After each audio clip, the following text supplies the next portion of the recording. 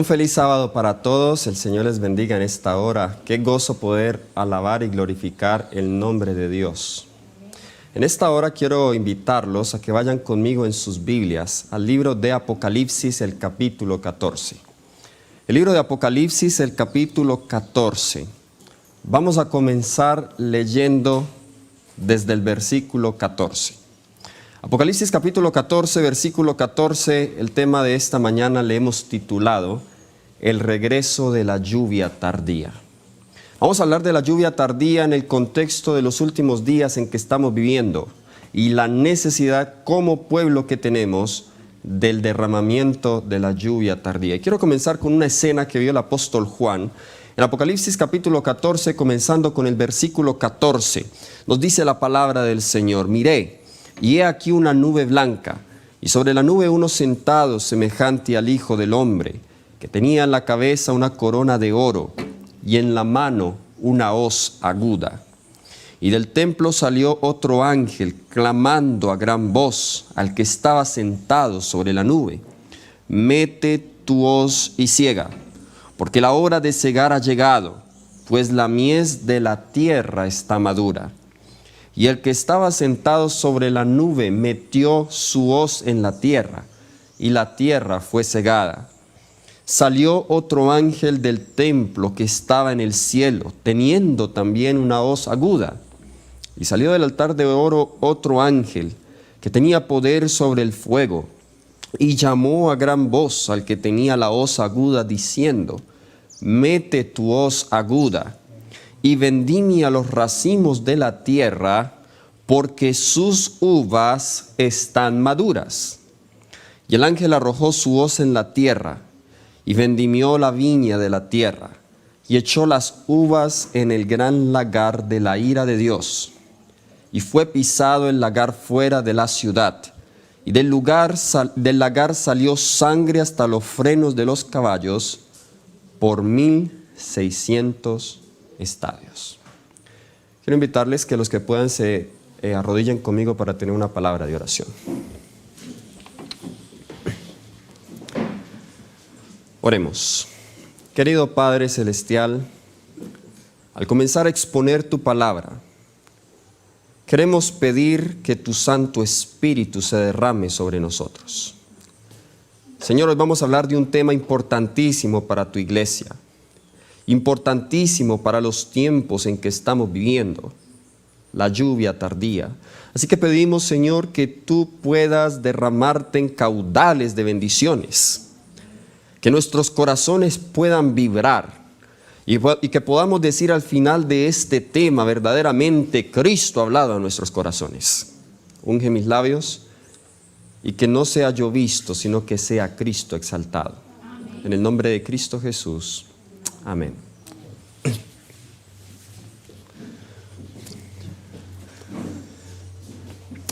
Después de haber hecho esta lectura, quisiera, antes de comenzar, dar una bienvenida, unos saludos a algunos amigos que tenemos desde Cali. Aquí nuestros queridos hermanos de Cali que están en Casa Campestre. Muchas gracias, qué gusto tenerlos con ustedes. También nuestras visitas habituales de Calarcá y los pueblos aledaños, también nuestra hermana de Antioquia y los demás hermanos que nos visitan a esta hora de Génova. También tenemos alguna representación, y los de casa aquí en Fundación Las Delicias. Es un gozo para nosotros poder tenerlos a ustedes y también ustedes en las redes. También, Señor les bendiga. Pueden escribir allí en el chat de dónde vienen o de dónde nos sintonizan. Nos gusta saber de dónde nos sintonizan para poder tener una idea de la familia tan grande que tenemos, la familia internacional de Cristo. Acabamos de leer un pasaje que está describiendo la segunda venida de Cristo Jesús. Y si leyeron cuidadosamente en este pasaje, encontramos dos cosechas.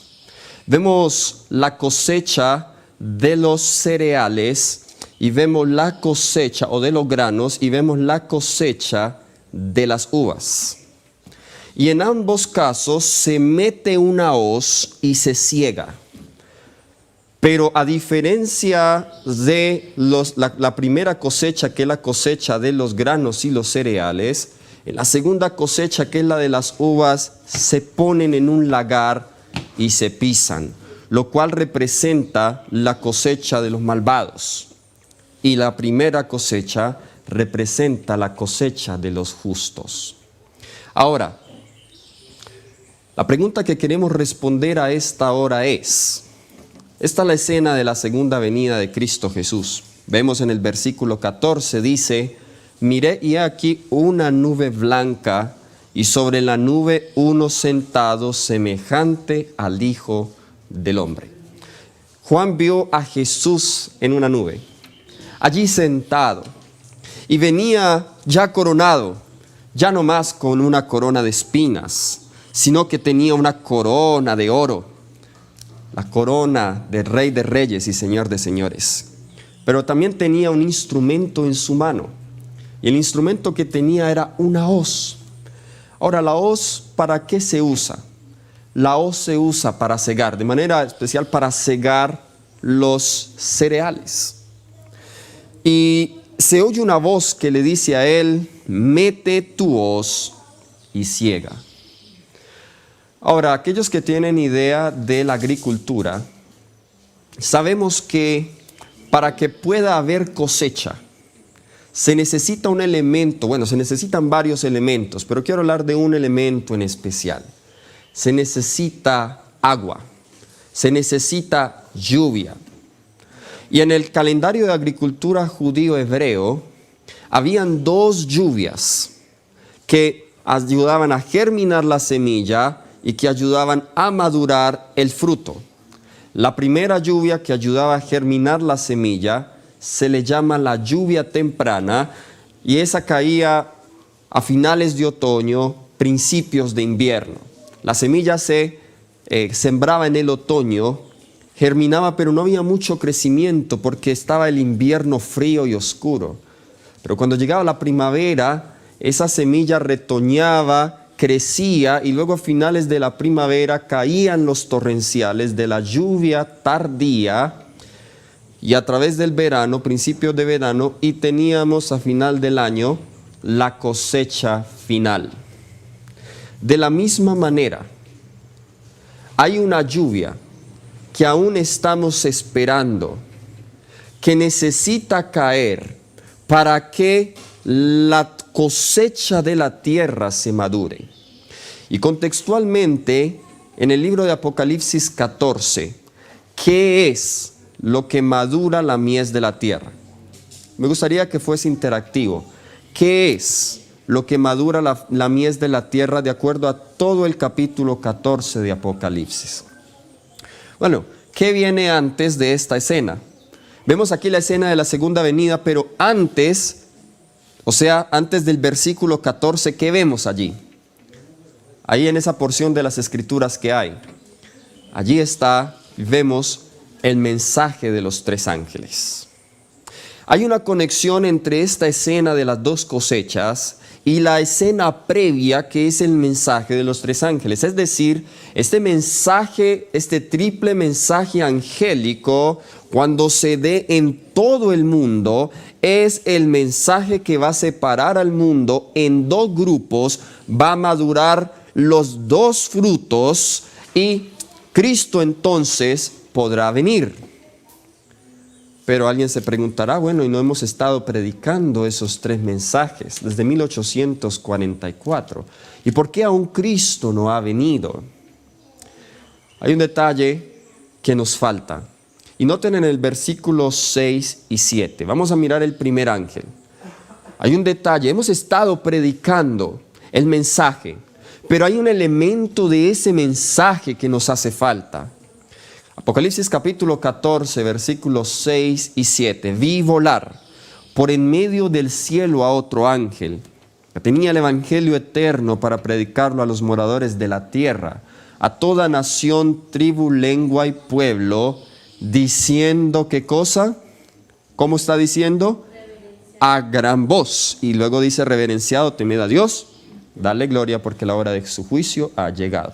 Quiero hacer énfasis. Este primer ángel, ¿cómo está hablando? ¿Con qué tipo de voz está hablando? A gran voz.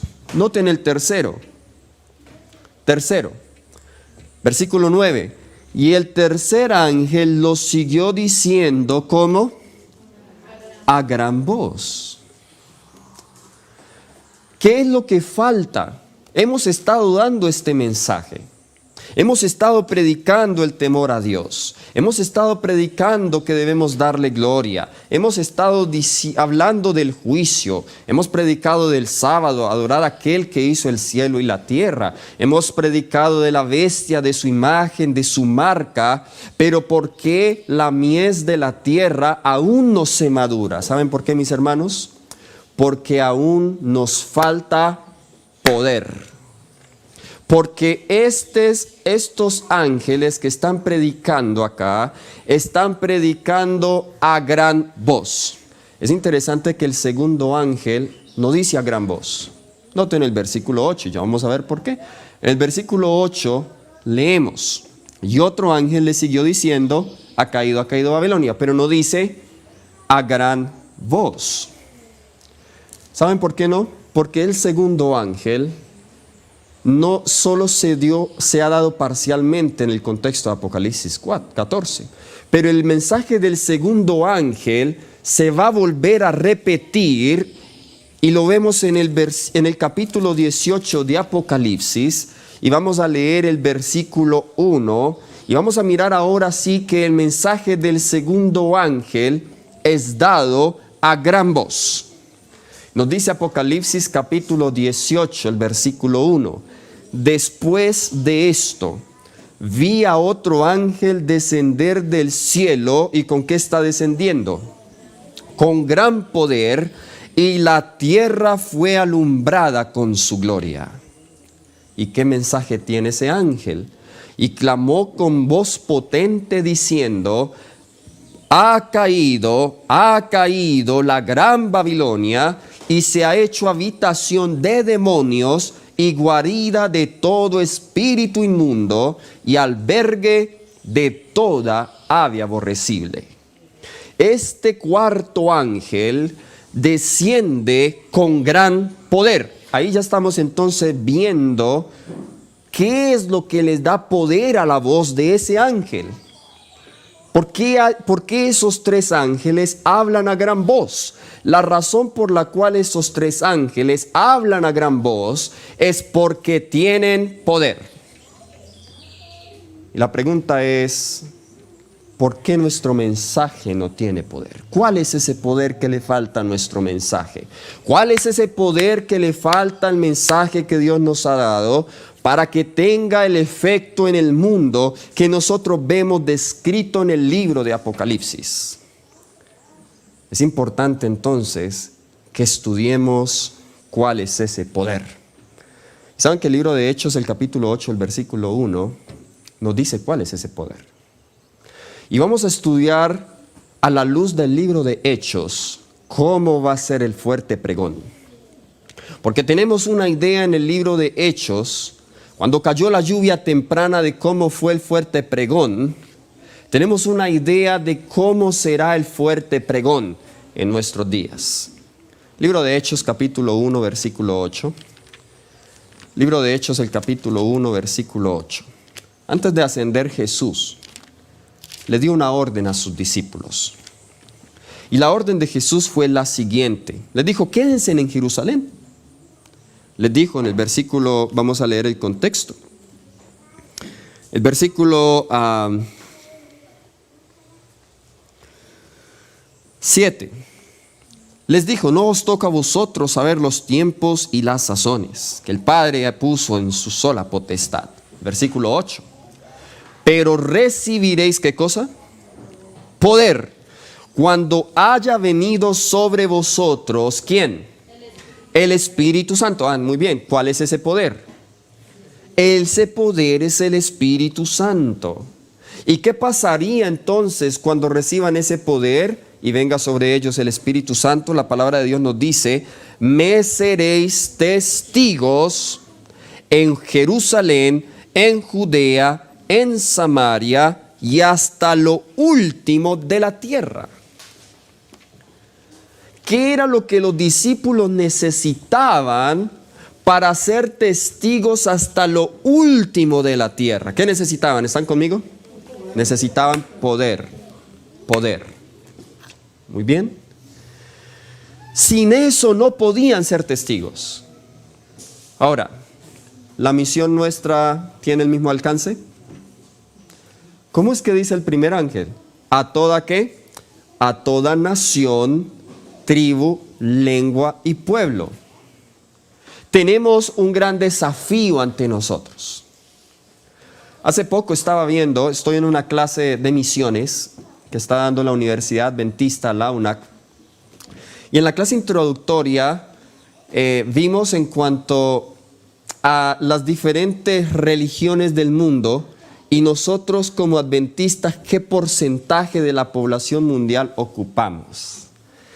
Aproximadamente, como dieron el dato esta mañana, estamos ya casi cerca a los 8.000 millones de habitantes. Y hay 5 grandes religiones en el mundo. Está el budismo, está el islam, está el hinduismo, está el judaísmo y está el cristianismo.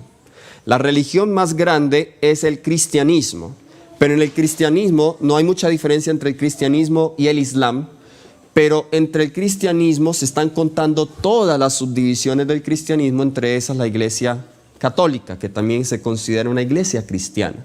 Pero de entre los cristianos, que nosotros entramos en la categoría de cristianos, la iglesia adventista solo ocupa, a razón de la población mundial, un 0.1%.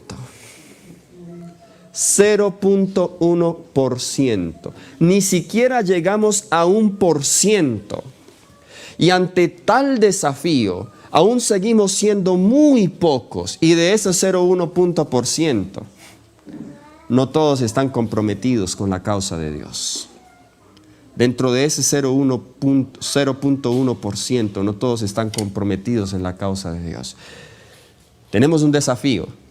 Un grupo tan pequeño, predicar el evangelio a todo el mundo, a toda nación, tribu, lengua y pueblo. Por eso necesitamos un poder especial, necesitamos el poder del Espíritu Santo. Sin el Espíritu Santo será imposible que nosotros cumplamos la misión que el Señor Jesús nos ha dado. El mensaje se dará bajo el poder del Espíritu Santo. Y vamos a notar la diferencia, porque el mensaje es el mismo. El mensaje es el mismo. Los apóstoles, Jesús, Juan el Bautista, otros habían predicado un mensaje similar, pero noten lo que se puede hacer cuando el Espíritu Santo se ha derramado sobre su iglesia. Vamos a ver algunas evidencias a la luz del libro de Hechos del poder del Espíritu Santo. Vayamos a Hechos, el capítulo 2, el versículo 41. El libro de Hechos, el capítulo 2, versículo 41. Pedro acá está predicando un sermón. Ese día que cayó, se derramó el Espíritu Santo en el Pentecostés. El apóstol Pedro dio un sermón poderoso. Y como resultado de ese sermón leemos en el versículo 41, así que los que recibieron su palabra fueron bautizados y se añadieron aquel día, ¿cuántos? Como 3,000 personas. Yo añoro el día en cuando yo predique un sermón y que cuando yo predique un sermón, 3,000 personas pasen a bautizarse y entregar su vida al Señor Jesús. ¡Qué poderoso! A veces recuerdo estando en Nueva York haciendo mis prácticas pastorales allá en el distrito de Queens, un año y larguito, y fue con tanto esfuerzo, tanto trabajo. El resultado del trabajo de ese año fueron 16 almas, pero bien trabajadas, 16 almas para Cristo, gloria a Dios. Todo un año para 16 almas y me regocijo en esas 16 almas, pero Pedro acá un día, una mañana predicó un mensaje, 3,000 almas. Tremendo, más que cualquier evangelista hoy. Lo que puede hacer el poder del Espíritu Santo. Pero no solamente eso, más adelante este Pedro se convirtió en tremendo evangelista. Noten el capítulo 4, el versículo 4. Otro día, eso fue el día siguiente, Pedro va allí al pórtico del templo y sana a un cojo. Y a raíz de eso la gente viene y Pedro les vuelve a predicar. Y noten ahora, el segundo día, ¿cuántas almas más va a ganar Pedro? Capítulo 4, versículo 4. Pero muchos de los que habían oído la palabra creyeron. Y el número de los varones era como ¿cuántos? 5,000. Y solo los varones, nada más. Eran como 5,000. Qué tremendo eso, mis hermanos. Imagínense, en 2 días Pedro se ganó 8,000 almas. Y eso que en el segundo grupo se cuentan solo los varones. Qué poderoso eso. Oh, entendemos nosotros lo que puede hacer un siervo de Dios cuando está ungido por el poder del Espíritu Santo. Grandes cosas esperan a la iglesia de Cristo cuando sea llena por el poder del Espíritu Santo. ¿Saben qué más se puede hacer con el poder del Espíritu Santo? Hablar en otras lenguas. A mí me encantan los idiomas. Sé 3 idiomas, estoy aprendiendo un 4. Pero, ¿saben? Algunas personas que nunca tuvieron la oportunidad de aprender un idioma, van a poder hablar cualquier idioma bajo el poder del Espíritu Santo. Noten el capítulo 2 de Hechos. Hechos el capítulo 2, versículo 4. Hechos el capítulo 2, el versículo 4. Y fueron todos llenos del Espíritu Santo y comenzaron a hablar ¿en qué? En otras lenguas, según el Espíritu les daba que hablasen. Ahora, esta no es la glosolalia que algunas personas piensan que los apóstoles estaban hablando acá. Estas eran lenguas inteligibles, eran lenguas que se podían entender, eran idiomas. No era la glosolalia que muchos de nosotros pensamos que se habla bajo el poder del Espíritu Santo. ¿Cómo sabemos que eran lenguas inteligibles? Noten el versículo 7 y 8. Y estaban atónitos y maravillados diciendo, mirad, ¿no son galileos todos estos que hablan? ¿Cómo pues les oímos nosotros hablar cada uno en nuestra lengua en la que hemos nacido? Noten que eran idiomas. Y aquí estaban personas de Capadocia, del Ponto, de Mesopotamia, de Judea, de Frigia, Panfilia, Egipto. En cada una de esas regiones se hablaba un idioma distinto. Y cuando Pedro, cuando Juan y cuando todos ellos comenzaron a hablar, dijeron, oye, pero ¿cómo estos hablan en la lengua en que hemos nacido? Qué poderoso eso. Más o menos acá usted cuenta unas 10, 12 nacionalidades. En un momento aprendieron 12 idiomas y podían hablar en cualquier idioma. Hay muchas lenguas muertas hoy, hay muchas lenguas indígenas, muchas regiones de la tierra donde aún ni siquiera la Biblia ha sido traducida a esa lengua. Y solo el poder del Espíritu Santo puede capacitarnos para llegar a esos lugares. Recuerdo cuando estuve en la República Democrática del Congo, que el idioma oficial es el francés y yo hablo francés, pero cuando nos adentramos a las aldeas, pues la gente allá no tuvo el privilegio de ir a la escuela. El francés es el idioma oficial, lo aprenden en la escuela, así que ellos hablaban su lengua muerta. Así que recuerdo que cuando yo predicaba tenía que traducirse 3 veces. Se traducía del francés a una lengua y luego de esa lengua a la otra lengua. O a veces el traductor no sabía muy bien cómo traducirlo, entonces entendía más el inglés y tenía que predicar en inglés, luego lo traducían al francés y luego otra persona lo traducía a la lengua de ellos. Era algo bien difícil. Yo me preguntaba, ¿será que el mensaje está llegando como yo lo estoy diciendo? Bueno, eso espero. Confiaba en el Señor que eso fuera así. Pero cuando el Espíritu Santo sea derramado sobre nosotros, esa barrera se va a quitar. Volveremos de nuevo a hablar en otras lenguas. Pero no solamente eso, sino el don de sanidades. Le será devuelto a esa iglesia, como a la iglesia primitiva. Hechos capítulo 3, miremos algunos ejemplos. Y saben, lo que más me fascina de todo esto que estamos estudiando es que las personas que fueron ungidas, en el caso aquí de Pedro y Juan, eran simples pescadores. Eran personas ante el mundo ignorantes. No tenían una maestría, no tenían un doctorado, difícilmente incluso un bachelor's, una licenciatura. Sin embargo, estas personas fueron ungidas por el poder más alto, el poder del Espíritu Santo. Pedro, en Hechos capítulo 3, hay un hombre cojo allí. Está rogándole dinero. Pedro le dice el versículo 6, no tengo plata ni oro. No tenía ni siquiera posesiones terrenales estos hombres. Oh sí, pero tenía algo que es más importante que el oro y la plata. Esas cosas en las que nosotros confiamos, en las que nosotros creemos que nos van a dar poder, fuerza, influencia en el mundo. Pedro era pobre en cuanto a las cosas de este mundo, pero Pedro tenía la mejor riqueza, lo que lo hacía un hombre grande ante Dios. Le dijo, pero lo que tengo te doy. En el nombre de Jesucristo de Nazaret, levántate y anda. No se va a necesitar mucho dinero para terminar la obra de Dios. Amén. Lo que tengo te doy. ¿Qué tienes tú? ¿Qué tenemos para dar a las personas? Tenemos a Jesús de Nazaret. Eso era lo único que tenía Pedro. Lo que tengo te doy. Y le dijo, en el nombre de Jesús de Nazaret, levántate y anda. Tan sencillo como eso.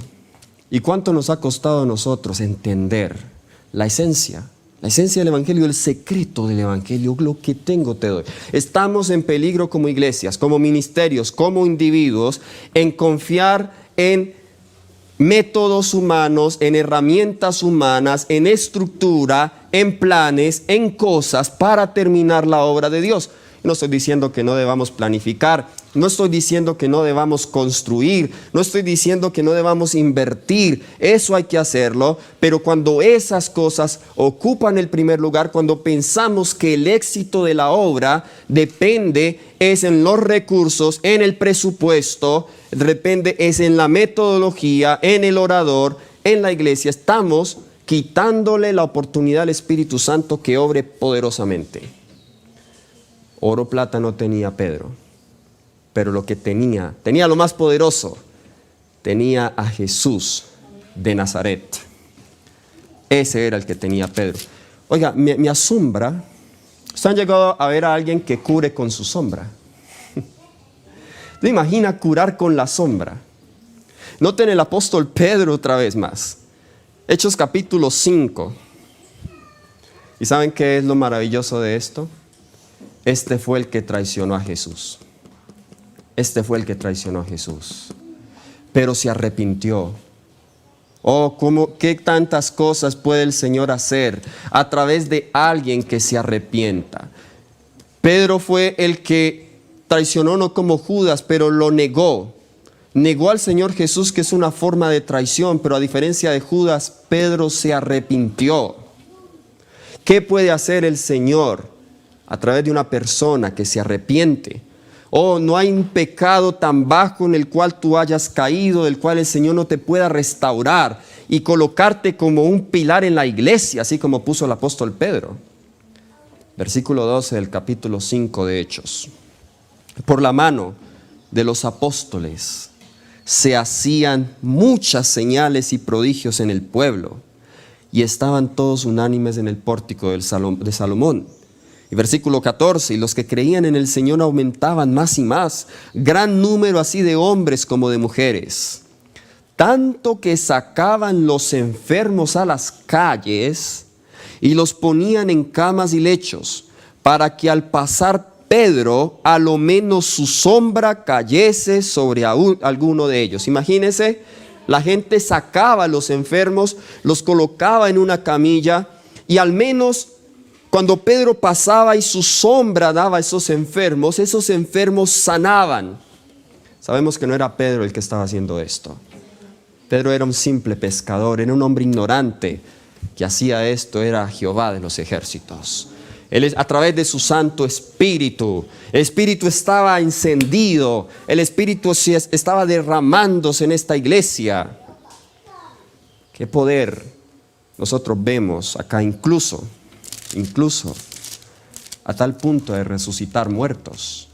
Hechos capítulo 9. Hechos capítulo 9, versículos 40 al 42. ¿Recuerdan a Dorcas? Tabita. Hechos capítulo 9, versículos 40 al 42. Entonces, sacando a todos, mandan a llamar a Pedro. Dice: mira, esta era Tabita, nos cosía, mire todos los vestidos que ella hacía. Era una mujer muy dadivosa. Y el Señor tuvo a bien premiar la dadivosidad de esta mujer. Y entonces mandan a llamar a Pedro. Pedro les dice, entonces los saca a todos, se puso de rodillas y oró. Y volviéndose al cuerpo dijo: Tabita, levántate. Y ella abrió los ojos y al ver a Pedro se incorporó. Y él, dándole la mano, la levantó. Entonces, llamando a los santos y a las viudas, la presentó viva. Esto fue notorio en toda Jope, y muchos creyeron en él. Oiga, esta iglesia estaba encendida. Noten cómo se repite eso. Y muchos creyeron en el Señor. Muchos creyeron en el Señor. Milagros. Jesús había dicho: vosotros os seguirán milagros y señales. Estamos viendo el cumplimiento de esa profecía acá. ¿Saben qué otra barrera el Señor también va a derribar cuando se derrame el Espíritu Santo? Las barreras fronterizas. Para ir a otro país ya no vamos a necesitar visa. Ya no vamos a necesitar tomar un vuelo, tomar un tren o tomar un bus. Usted va a decir: uy, ¿cómo así? ¿Sí sabían eso? Porque el Espíritu Santo mismo nos va a tomar de un lugar e instantáneamente nos va a llevar a otro lugar, para que así podamos en varios lugares predicar el Evangelio. ¿Cómo sé eso? Imagínense en un tiempo en que no vamos a poder comprar y vender. ¿Será que usted podrá ir a internet? Ay, el Señor me está mandando a predicar a Francia, a París. Voy a comprar un vuelo. No tienes ya tarjeta de crédito, no tienes dinero, no se puede comprar y vender. El Señor tiene que hacer algo. Noten cómo lo hizo con Felipe. Vamos allí al libro de Hechos, capítulo 8, versículos 39 y 40. El Señor manda a Felipe a que le predique a un eunuco. Ustedes recuerdan la historia. Felipe le predica a este eunuco, y después de eso había otra alma en Azoto, donde el Señor quería que Felipe predicara. Lástima, no les puse el mapa, pero era una distancia larga, ¿ok? Y nos dice que el versículo 39, cuando subieron del agua, el Espíritu del Señor, ¿qué cosa? Arrebató a Felipe, y el eunuco no le vio más, y siguió gozoso su camino. Pero Felipe se encontró en Azoto, y pasando anunciaba el Evangelio en todas las ciudades, hasta que llegó a Cesarea. Oiga, cuando Felipe hizo su trabajo, bautizó al eunuco, y los dos salieron del agua, el Espíritu se los llevó y el eunuco quedó: oye, se fue, no lo veo más. Y él se fue gozoso. Pero ahora ya Felipe estaba en otra ciudad predicando el Evangelio, gloria a Dios. Estaba predicando el Evangelio. El Espíritu Santo va a hacer eso. El Espíritu Santo te va a mandar a ti a un lugar y a otro lugar. Uy, jóvenes misioneros. Algunos dicen que quieren conocer el mundo. Bueno, si eres fiel y eres humilde, el Espíritu Santo te va a llevar a lugares que tú nunca te imaginaste. Pero lo más importante, Hechos 4:31. Noten cómo hablaban, cómo predicaban ellos. Hechos capítulo 4, versículo 31. Nos dice la palabra del Señor: cuando hubieron orado, el lugar en que estaban congregados tembló, y todos fueron llenos ¿de quién? Del Espíritu Santo, y hablaban con denuedo la palabra de Dios. Por eso es que la palabra tenía efecto, queridos amigos y hermanos, porque hablaban con denuedo, con convicción, con fuerza, con valentía. y esa palabra tenía poder. Nos dice la sierva del Señor, quiero compartir algunas citas ahí en pantalla. Eventos de los últimos días, la página 173. Noten lo que dice la sierva del Señor. Es con ferviente anhelo que anticipo el tiempo cuando se repetirán los sucesos del día del Pentecostés, aún con mayor poder que en esa ocasión. ¡Wow! Lo que estamos viendo nos sorprende. 3,000 almas en un día, 5,000 almas en otro día, la sombra curando, los cojos se levantan, los muertos viven, se hablan en lenguas, todo eso. Y dice la sierva del Señor que cuando se derrame la lluvia tardía, aún a la iglesia la atenderá mayor poder que en esa ocasión. Gloria a Dios, hermanos. Y dice la sierva del Señor, es con ferviente anhelo que anticipo ese tiempo. ¿Lo anticipamos con ferviente anhelo? ¿Cómo es la promesa del Espíritu? ¿Cómo tomamos nosotros esa promesa del Espíritu Santo? ¿Somos indiferentes ante esa promesa? ¿Seguimos indiferentes, dormidos, tibios en cuanto a nuestra necesidad del Espíritu Santo? Primeros Escritos, página 85. En ese tiempo descenderá la lluvia tardía o refrigerio de la presencia del Señor para dar poder a la voz fuerte del tercer ángel y preparar a los santos para que puedan subsistir durante el plazo cuando las 7 postreras plagas serán derramadas. La lluvia tardía tiene otro propósito y es preparar a los santos, a los 144,000 para cuando caigan las 7 postreras plagas. El evangelismo, página 502. Noten tremenda promesa. Viene el tiempo, dice ella, cuando habrá tantas personas convertidas en un día, como las hubo en el día del Pentecostés, después que los discípulos recibieron el Espíritu Santo. Yo leo esto y a mí se me eriza todo. Viene ese día,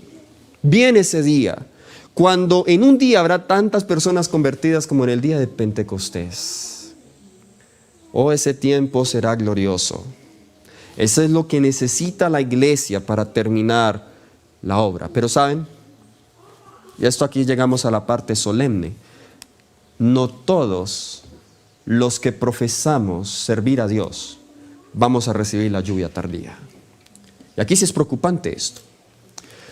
Porque cuando decimos que Dios derrama la lluvia tardía sobre su iglesia, eso no es algo corporativo. No la va a derramar sobre todos. Y déjenme decirles lo siguiente. Va a poder derramarse el compañero que está al lado y usted no la va a sentir y no se va a dar cuenta. Cuando se derrame la lluvia tardía, los que no están listos no se van a dar cuenta que ya cayó. En este mismo momento, mientras estamos predicando, el Espíritu Santo puede estar hablándole a unos corazones, pero otros al lado pueden que estén indiferentes. De la misma manera va a suceder con la lluvia tardía. Testimonios para los ministros, la página 507. Solo, noten quiénes son los que van a recibir la lluvia tardía. Solo los que estén viviendo a la altura de la luz que tienen, recibirán más luz. Solo los que estén viviendo a la altura de la luz que tienen. ¿Cuánta luz tenemos nosotros? ¿Cuánta luz hemos recibido? Solo los que estén viviendo de acuerdo a esa luz. ¿Saben por qué, hermanos? Porque la luz es progresiva. Proverbios 4:18 dice que la senda de los justos es como la luz de la aurora que va en aumento hasta que el día es perfecto. El verdadero cristianismo es una experiencia continua de crecimiento. No hay estancamiento en el cristiano que está caminando con Cristo Jesús. Constantemente está creciendo. Y esa persona, a medida que crece, recibirá más caudales de lluvia, más caudales de bendición. La cita sigue diciendo, a menos que estemos avanzando diariamente en la ejemplificación de las virtudes cristianas activas, no reconoceremos las manifestaciones del Espíritu Santo en la lluvia tardía. ¿Cómo? Si no estamos creciendo diariamente en las manifestaciones de las virtudes activas cristianas, no vamos a reconocer cuando la lluvia tardía caiga. No lo vamos a reconocer. Yo no sé cómo estamos nosotros con esto. No sé si aún se ve en nuestra vida marcada los defectos de carácter con los que crecimos, con los que hemos tenido por muchos años. Yo no sé si aún seguimos siendo los mismos impacientes, los mismos egoístas, los mismos criticones, los mismos que juzgan, los mismos que le ven el lado negativo a todo, los que siempre tenemos la apatía por las cosas de Dios. No sé si en cada año hemos crecido en generosidad hacia la iglesia y hacia la obra. Si nuestras contribuciones han crecido, sigo dando el mismo 10%. O si estamos creciendo en amor, si estamos creciendo en gracia. ¿Saben? Y vamos ahorita a regresar a esto. Los de esta iglesia lo daban todo. Dice que vendían sus propiedades. Lo colocaban todo a los pies de los apóstoles.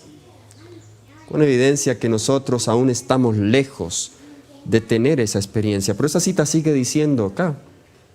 Podrá estar, dice, derramándose en los corazones de los que están en torno de nosotros, pero no lo percibiremos ni lo recibiremos. Cuando caiga la lluvia tardía, esta lluvia tardía podrá estar cayendo alrededor de los corazones de las personas alrededor nuestro, pero no nos vamos a dar cuenta. Y eso es una cosa solemne y preocupante para mí. Porque yo seguiré con la misma forma de la religión, yo seguiré con la misma apatía y creeré que el Señor está obrando, pero ya la lluvia tardía se está derramando en los corazones de otros. Leo una cita más, y esta cita la encontramos en Mensajes Selectos, tomo 1, página 425. El tiempo de prueba está precisamente delante de nosotros, pues el fuerte pregón del tercer ángel ya ha comenzado en la revelación de la justicia de Cristo, el Redentor que perdona los pecados. Este es el comienzo de la luz del ángel, cuya gloria llenará toda la tierra. La manifestación de la justicia de Cristo. Pero déjenme pasar a mi segundo y último punto, y es las condiciones para recibir la lluvia tardía. Ya hemos visto lo que puede ser una persona, ya hemos visto lo que puede hacer la iglesia cuando está llena del Espíritu Santo. Quizá en tu corazón está vibrando el deseo, sí Señor, yo quiero ese Espíritu. Pero toda buena promesa y todo don perfecto en la Biblia tiene condiciones. Y vamos a ver las condiciones. Y quizá, debido a que estamos fallando en estas condiciones, todavía es que no las recibimos. Y por eso Jesús no ha podido venir. Las personas se preguntan muy constantemente, pero Jesús, ¿por qué no viene? ¿Y por qué la sierva del Señor dice que Jesús podía venir en aquella fecha? ¿Y por qué no vino? No entiendo eso, el día, ni la hora, ni la fecha. Bueno, la segunda venida de Cristo Jesús es condicional. Y es condicional en cuanto a la preparación de su iglesia. El Señor Jesús pudo haber venido hace mucho tiempo, pero por falta de esta experiencia el Señor no ha venido. Y es nuestro privilegio de apresurar, dice Pedro, la segunda venida de Cristo Jesús. ¿Cómo la apresuramos? Vamos a la primera condición. Primera condición para recibir el Espíritu Santo, capítulo 2 de Hechos, versículo 37 y 38. Hechos el capítulo 2, versículos 37 y 38. Al oír esto, se compungieron de corazón y dijeron a Pedro y a los otros apóstoles: varones hermanos, ¿qué haremos? ¿Qué haremos? Ese es el mismo sermón que Pedro predicó, donde se convirtieron 3,000. Y Pedro hizo un llamado, la gente se convenció y dijo, ¿qué haremos? Quizá tú te estás preguntando a esta hora, ¿qué hago? ¿Qué hago? Yo quiero el Espíritu Santo, yo quiero esa bendición, ¿qué hago? El Señor te responde, versículo 38. Pedro les dijo, arrepentíos y bautícese cada uno de vosotros en el nombre de Jesucristo para el perdón de los pecados y recibiréis ¿qué? El don del Espíritu Santo. Primera condición, el arrepentimiento. Lo vemos allí también en Hechos 3:19. Así que arrepentíos y convertíos para que sean borrados vuestros pecados, para que vengan de la presencia del Señor tiempos de refrigerio. Esos tiempos de refrigerio es la lluvia tardía. El arrepentimiento como primera condición. ¿Y qué es el arrepentimiento? El arrepentimiento es cambio de parecer, cambio de corazón, cambio de intenciones. La persona pasa de muerte a vida, de ser grosera a ser una persona santa, obediente. El arrepentimiento, la Biblia utiliza una palabra muy interesante como sinónimo de arrepentimiento, es volveos, volveos. El verbo volver en la Biblia se utiliza como un sinónimo de arrepentimiento. ¿Por qué? Porque arrepentirse es hacer un giro en mi vida. Yo voy en esta dirección equivocada y el Señor me dice volveos y yo doy un giro y vuelvo otra vez a los caminos del Señor. El arrepentimiento. Y el arrepentimiento debe ser específico. Los arrepentimientos nuestros son, Señor, perdona mis pecados. Pero eso no son arrepentimientos que el Señor acepta. El arrepentimiento debe ser específico. Levítico 5:5 dice, el pueblo debería confesar en aquella cosa en que pecó. Aquella cosa debe ser específico. Uy, Señor, hoy miré mal a mi vecina porque me tocó a la puerta muy de madrugada y me despertó. Específico. Debe ser específico el arrepentimiento. Arrepentíos, dice Pedro. Vamos a la segunda.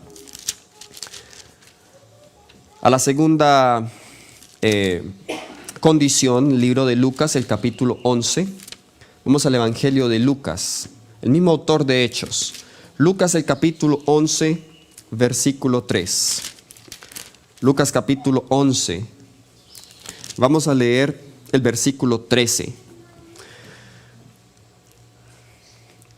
Nos dice Lucas, pues si vosotros, siendo malos, sabéis dar buenas dádivas a vuestros hijos, ¿cuánto más vuestro Padre Celestial dará el Espíritu Santo a los que se lo pidan? ¿Cuál es la segunda condición? Pedirlo. Así de sencillo, pedirlo. Pídalo todos los días, ore cada día por el ungimiento del Espíritu Santo en tu corazón. Pero pídalo de acuerdo al contexto de Lucas. En Lucas 11 vemos una parábola de un amigo que va a medianoche donde su otro amigo y le dice, mira, tengo una visita, por favor dame 3 panes que no tengo nada que ponerles en la mesa. Imagínense que alguien va a medianoche a su casa y le va a pedir pan, le va a pedir comida. El otro amigo, oye, no me molestes, tengo mis hijos en la cama, ya déjame dormir, mañana será otro día. Y él seguía, amigo, por favor, dame pan. Oye, ya te dije, estoy en la cama. No, amigo, por favor, dame pan. Pues por la insistencia, él tuvo que levantarse y darle lo que le pedía. Debemos ser insistentes. Algunos eruditos dicen que cuando dice acá, pedid, se os dará, buscad y hallaréis, que es el contexto. En el griego dice, pedid y seguid pidiendo. Dice así en el griego. No sé griego, así que no sé si eso es verdad, pero me parece interesante porque va de acuerdo al contexto que dice Lucas 11. Pedid y seguid pidiendo, pero pedid con insistencia. Hay una cita que está en manuscritos inéditos, el volumen 1, la página 197 creo, donde la sierva del Señor dice que ninguna oración que hemos hecho a Dios por el Espíritu Santo se perderá, sino que cuando el Espíritu Santo se derrame, se va a derramar en proporción al número de veces que hemos orado por Él. Y ella dice que nuestras oraciones se acumulan en el cielo. Eso me parece muy interesante. La primera vez que escuché esa cita, nunca había yo pensado el hecho de que una oración se acumula en el cielo. Y me da esperanza para seguir orando más por algo, aunque aún no lo he recibido, porque sé que cuando Dios lo responda, lo va a responder en proporción a la intensidad del deseo con lo cual lo he pedido y a la cantidad de veces con lo que yo lo he pedido. Amén. Los que estén orando más hoy por el Espíritu Santo van a recibir más cuando el Espíritu Santo sea derramado. Volvamos a Hechos, el capítulo 5, versículo 32. Vamos a la tercera condición. Tercera condición para recibir el Espíritu Santo. Y en esta yo creo que todos nos rajamos. Hechos el capítulo 5, versículo 32. Nos dice la palabra del Señor: nosotros somos testigos suyos de estas cosas, y también el Espíritu Santo, el cual ha dado a Dios, ¿a quiénes? A los que le obedecen. ¿A quién le da Dios el Espíritu Santo? A los que le obedecen. Y yo digo que aquí nos rajamos la mayoría de nosotros, porque nosotros somos, y lo digo con solemnidad y me incluyo, somos desobedientes. Por naturaleza somos desobedientes. Señor a nosotros nos dice: mira, adora así es que tienes que adorar. Nosotros adoramos de otra manera. El Señor me dice: cuida tu cuerpo de esta manera, así es que debes de comer. Sigue los 8 hábitos saludables. Nosotros no obedecemos. El Señor nos dice: educa así de esta manera. Nosotros no lo hacemos. El Señor nos dice: ora. Necesitas orar, necesitas leer la Biblia. No te levantes, no comiences a hacer tus quehaceres, no te involucres en tu trabajo sin ni siquiera haberme buscado en la mañana.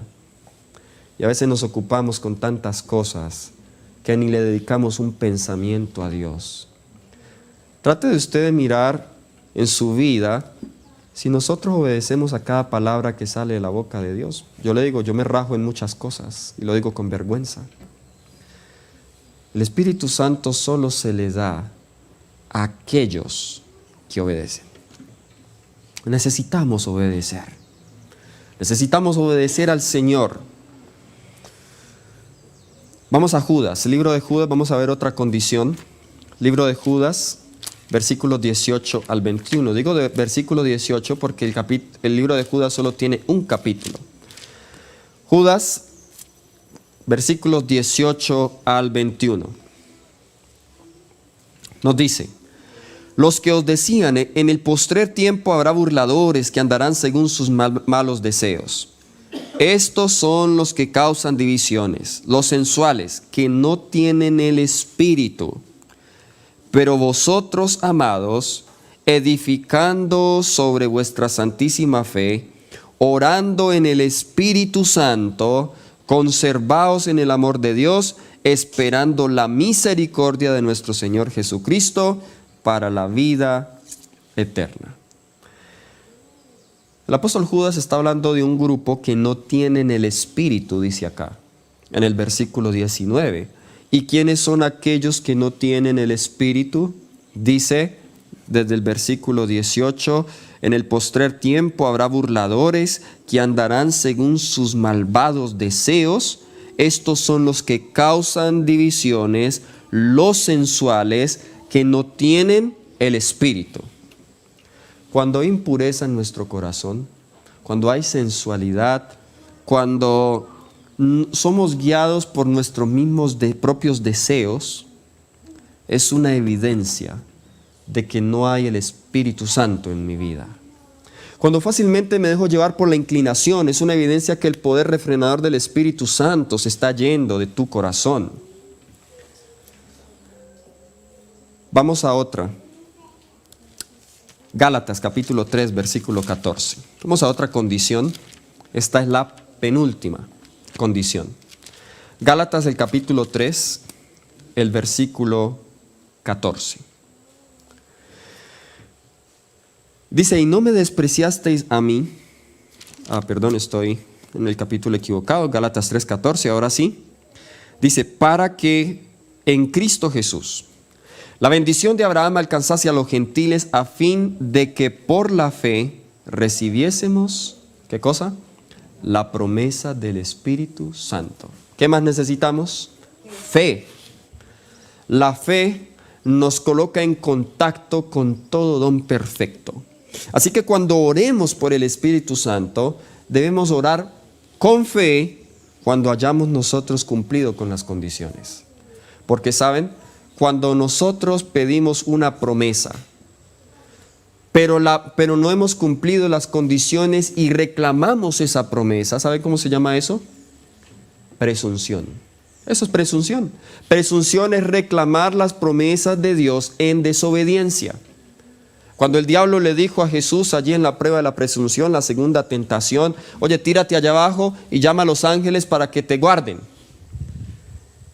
El diablo le estaba diciendo a Jesús, reclama la promesa del Salmo 91, pero en desobediencia, porque Dios no le había dicho que se tirara. El Padre no le había dicho que se tirara. Cuando nosotros le decimos, cuando el fumador está ahí en el lecho de la muerte, le dice al Señor, sáname, pero él no está dispuesto a, después de ser sanado, dejar el cigarrillo, eso es presunción. Es aquí el secreto porque algunos no se sanan. Eso es presunción. Pero la verdadera fe se aferra de las promesas de Dios en cumplimiento a las condiciones. Y allí hay verdadera fe. Cuando yo cumplo las condiciones. En este tiempo de coronavirus, pandemia en la cual estamos, cuando le decimos al Señor, protégeme de toda pestilencia, toda esa enfermedad que anda alrededor, hagamos la parte nuestra. ¿Cuál sería la condición? Muy bien, hagamos ejercicio, comamos bien, tomamos suficiente agua, durmamos. Cuando hemos cumplido las condiciones, yo puedo descansar, decir, Señor, tú me has prometido, tú me vas a preservar, he hecho mi parte, y con confianza, Señor, te pido, tú, Padre, presérvame de la enfermedad. Pero si yo no me estoy cuidando, si yo soy descuidado con mi salud y le digo, ay Señor, por favor, ayúdame a no enfermarme, lo mismo sucede con el Espíritu Santo. Pero vamos a la última condición. La última, que es el resultado de todo esto, es la unidad. La unidad en la iglesia. Hechos el capítulo 2. Noten cómo estaba el pueblo cuando recibió el Espíritu Santo. Hechos capítulo 2, comenzando con el versículo 1. Cuando llegó el día del Pentecostés, estaban todos ¿cómo? Unánimes y juntos. Hay una diferencia entre estar unánimes y estar juntos. A ver, cuando usted va en el Transmilenio de Bogotá, ¿ok? Y ese Transmilenio va súper lleno, ahí va mucha gente junta. ¿Pero están unánimes? Cada uno está en su cuento, ¿cierto? Nosotros podemos estar juntos, aquí adorando, pero no necesariamente estemos unánimes. Unánime tiene la raíz de ánime, o sea, ánimo, de un mismo ánimo, un mismo sentir exactamente. Eso es estar unánimes juntos. Y para que haya verdadera unidad en la iglesia, esta mañana nos hablaron en la escuela sabática, debe haber verdadera unidad en el hogar. Allí es donde comienza la unidad. Papá y mamá en armonía, junto con los hijos. La verdadera unidad comienza en el hogar. De hecho, comienza mucho más antes. Comienza entre yo y Dios. Porque el resultado de mi desunión con mi prójimo es que yo me he separado de Dios. Me separo de Dios, me separo de mí mismo, me separo del prójimo. Pero cuando me acerco a Dios, lo acerco a Dios, se acercan a Dios. Cuando yo me acerco a Dios, cuando Dios es mi centro y cuando Dios es el centro de mi esposa, entonces automáticamente los dos están tirando al mismo centro, ¿qué va a pasar? ¿Han visto los radios de una bicicleta, de la llanta de una bicicleta? Comienzan desde afuera y todos van al mismo centro, en la mitad al eje, ¿cierto? ¿Y qué pasa con esos radios cuando van al eje? Se unen. Acá están a cierta distancia, pero mientras van llegando al centro, la distancia cada vez es menor. Cuando todos vamos al mismo centro, va a haber unidad. Y el centro del hogar, el centro de la iglesia, es Cristo Jesús. Y esa es la unidad la cual Dios espera con ansias que haya en su iglesia. Porque si la iglesia no está unida, la iglesia no podrá presentar un frente ante el enemigo. Bien dijo Maquiavelo, revelando el principio satánico: divide et vences, divide y vencerás. El plan del diablo es dividir. El plan del diablo es enajenarnos, porque él sabe que un ejército dividido es un ejército débil. Pero el plan de Dios es unirnos, porque el pueblo unido jamás será vencido. Unido, no en un sentimiento, no en un parecer, no, olvidémonos de las doctrinas, de las diferentes doctrinas que tenemos, unámonos en Cristo nada más. No es una unión en un sentimiento, es una unión en la verdad, es una unión en la misión. El Señor nos llama a que nos unamos como pueblo, que experimentemos la unidad por la cual Cristo oró. Oh, mis hermanos, quiero cerrar con un texto. Y de hecho este capítulo de Isaías, que es el capítulo 60, este capítulo está en el contexto de la lluvia tardía. Y quiero cerrar con este texto y hacer un llamado. Isaías 60, versículos 1 y 2. Isaías capítulo 60, versículos 1 y 2. Yo no sé, hermano querido, yo no sé, querido amigo que me escuchas, yo no sé si tú estás amañado en este mundo, o yo no sé si tú quieres que Cristo venga pronto. En nuestras manos, en nosotros, está la capacidad de apresurar o de demorar la segunda venida de Cristo Jesús. Sí, porque Jesús no puede venir sin que el evangelio se predique primero a todo el mundo, dice Mateo. Pero para que ese evangelio se predique a todo el mundo, con los métodos que hemos estado siguiendo, sin el poder del Espíritu Santo, nunca vamos a poder terminar esa obra. Por eso el llamado a esta hora es a que cumplas las condiciones. Arrepiéntete, ora, pide con fe, obedece, anda de acuerdo a la luz que has recibido.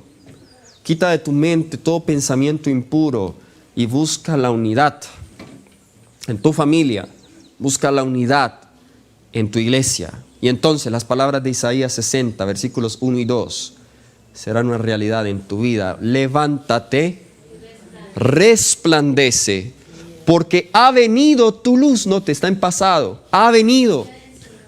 Y la gloria de Jehová ha nacido sobre ti.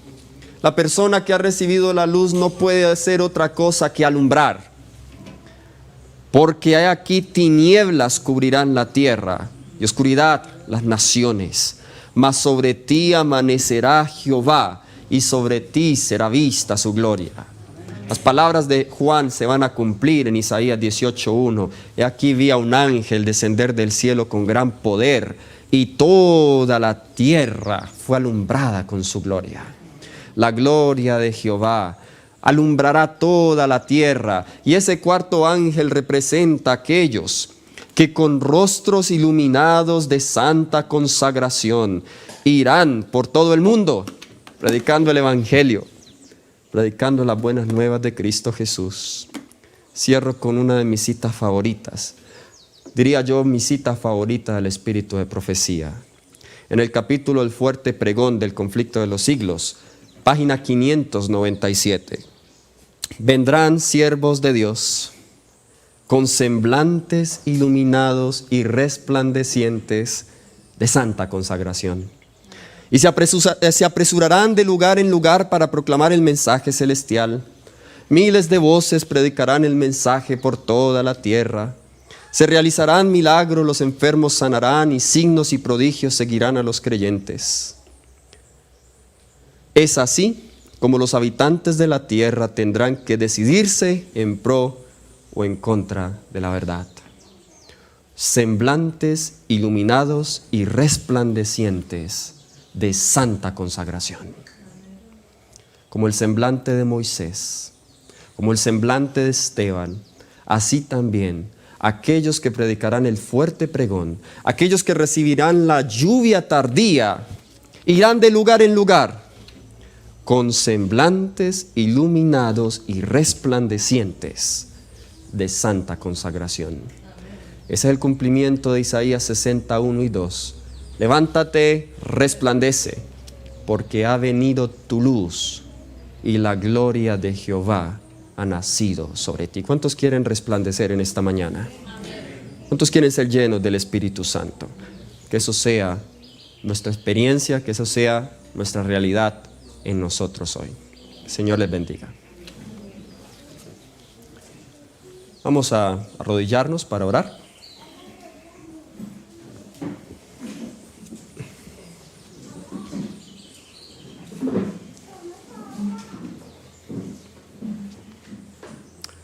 Oremos. Señor,